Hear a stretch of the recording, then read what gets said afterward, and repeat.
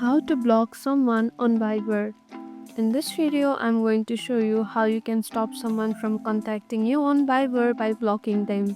Here is a quick tutorial on how to block people on Viber. So let's get started.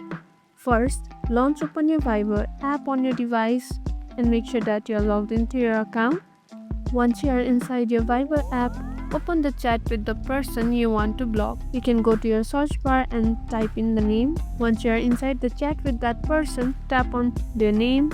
Once you tap onto the person's profile, you'll be led to another interference with their profile details. Now scroll a bit down till you see block this contact. Tap on to block this contact, and that's it. Now this user is blocked and the blocked user won't be able to contact you. They can't message or call you again. And that's it for today. If you found this video helpful, don't forget to hit on that like and subscribe button, and also hit on the notification bell icon so that you won't miss any of our upcoming videos.